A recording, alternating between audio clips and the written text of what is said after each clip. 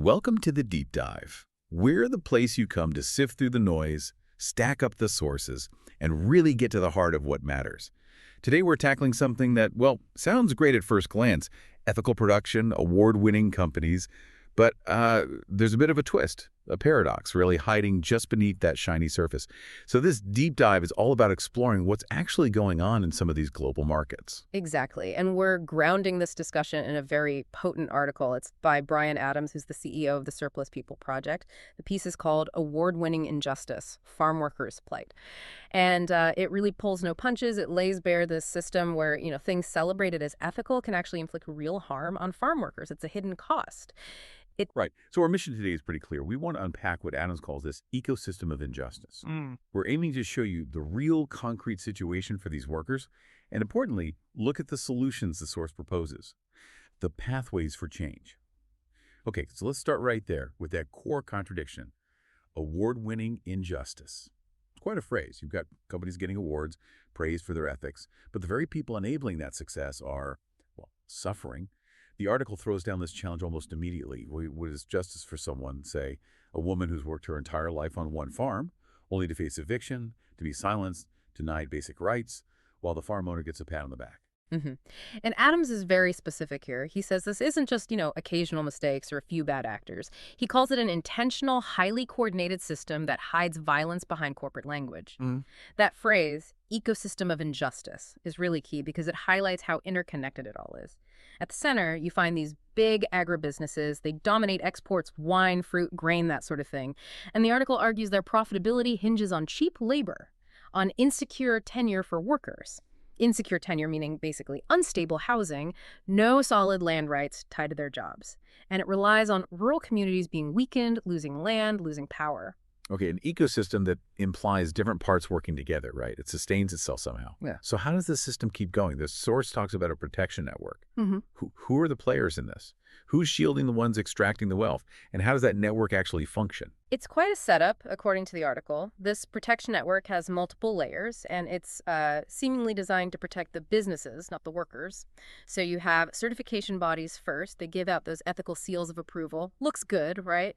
But the article suggests they might be more focused on keeping their corporate clients happy than on, deep investigation. So the seals become optics. Optics rather than real oversight. Yeah. Then there are government departments. The piece states they often just look the other way. Maybe export numbers seem more important than worker rights. It creates a gap in regulation.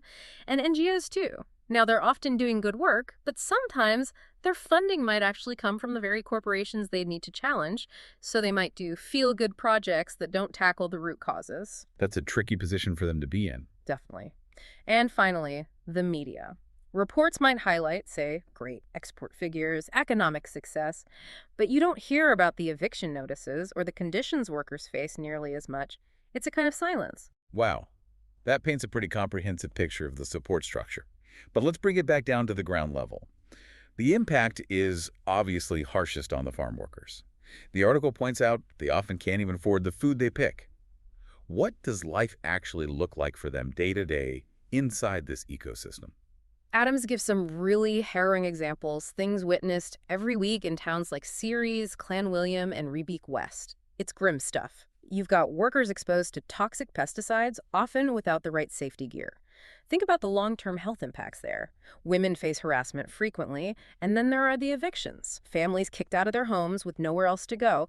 This happens even though there's a law, the Extension of Security of Tenure Act, that's supposed to prevent exactly that. It makes those evictions illegal. So the law exists, but it's not being enforced, or it's being circumvented somehow. Apparently so. Imagine dedicating your life to working that land and then just being told to leave with nothing.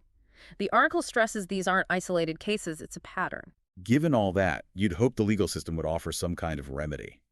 The source mentions workers trying to go through the CCMA, that's the Commission for Conciliation, Mediation, and Arbitration. What happens there? Is it a path to getting justice, or is it another dead end?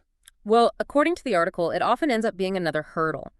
The legal process frequently fails these workers. Cases at the CCMA get delayed, sometimes for months. They hit procedural roadblocks, maybe institutional bias. It mentions women farm workers especially, finding it incredibly hard to challenge things like unsafe conditions or being underpaid. And Adams points out something quite telling. The Department of Employment and Labor seems to be missing in action. Labor inspectors often don't respond.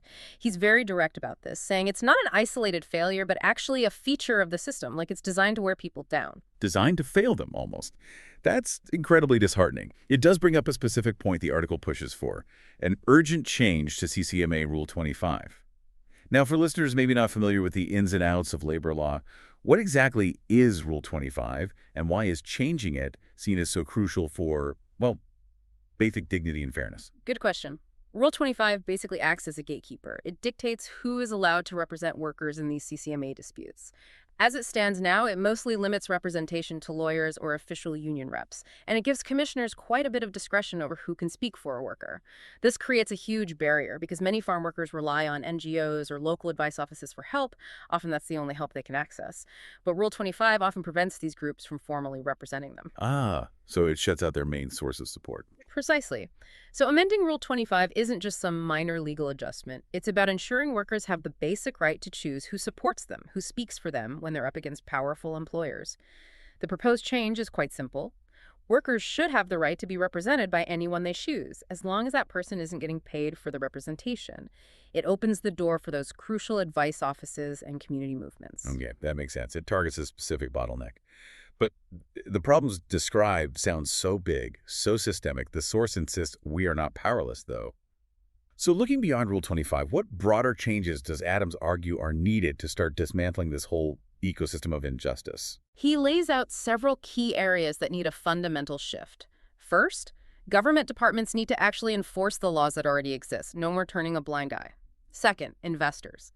They need to step up and stop channeling money into companies known for harming workers and communities. Due diligence needs to mean something. Third, NGOs. The article urges them to stop playing it safe, maybe because of funding pressures, and to start clearly naming the root causes of injustice. Telling you that directly. Yes. Fourth, there's a call to action for ordinary South Africans. Stop looking away.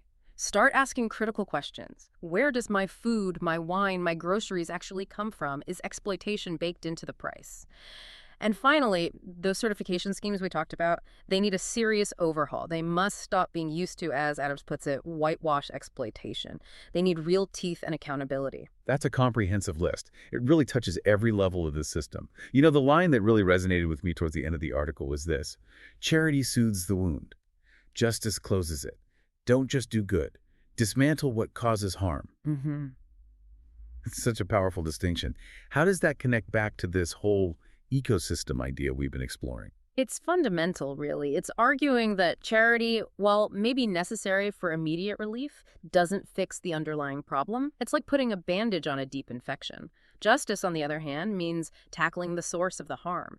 It requires principled disruption. It means organizing, putting pressure on the system, exposing the injustices committed by businesses. It's about making the invisible, the worker exploitation, the environmental damage visible to everyone, especially customers and consumers, both locally and internationally. That, Adams argues, is the real work. That's how you start dismantling these exploitative systems, not just managing their symptoms. It's a profound shift in perspective. This deep dive has certainly uncovered that unsettling reality of award-winning injustice. How corporate success, those shiny labels, can effectively hide some really deep systemic harm to people. And understanding this system, this complex web, really does feel like the essential first step. Absolutely. And if you, listening, connect this to the bigger picture, what this deep dive hopefully does is encourage you to look past the marketing slogans, past the certifications sometimes, to start asking those deeper questions about where your everyday products originate and what the human cost might be. It's not always comfortable, but it's important. So the question we leave you with is this: what will you choose to do with this understanding? How might you start to question what ethical really means when you make your next purchase? Something to think about.